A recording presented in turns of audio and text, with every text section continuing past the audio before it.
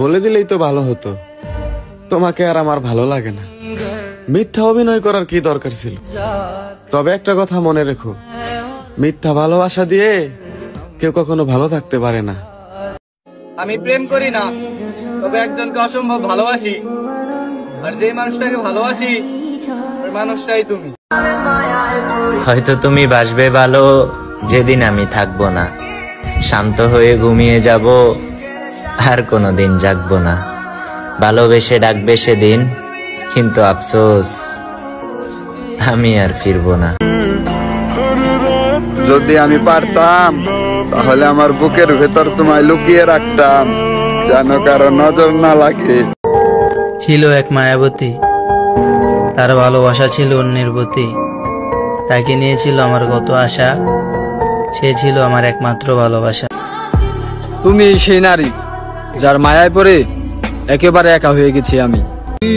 মনে রেখো, তোমার অভাবে মারা গেলেও কখনো অন্য কাউকে ভালোবাসবো না। শহরে যত মায়া আছে সব মায়া কেটে গেলেও তোমার প্রতি আমার একটু মায়া কাটবে না। হ্যাঁ, আমি খারাপ, তবে এই খারাপ মানুষটা তোমার জন্যই পাগল থাকবে। তুমি যদি কখনো ফিরে আসতে চাও, আমি তোমাকে আমার করে নিব। রবীন্দ্রনাথ ঠাকুর বলেছেন, জীবনকে কেঁদে ভাসিয়ে দিয়ে লাভ কি, হেসেও তো উড়িয়ে দিতে পারো। সে তোমাকে বলবেই সে ভালোবাসে না তোমায়, তাই কি তুমি হাল ছেড়ে দিতে পারো? একটা সময় আমি তোমারে চিনতাম না, অথচ আজকে তুমি আমার প্রিয়জন, কিন্তু আমার মূল্য তোমার কাছে নাই। কে শব্দ দিয়ে প্রতিবাদ করো, কণ্ঠ উঁচু করে নয়। মনে রাখবে, বৃষ্টি ফুল ফোটায়, বজ্রপাত নয়। আমারে বালা লাগে না, যারে বালা লাগে তার কাছে যাও।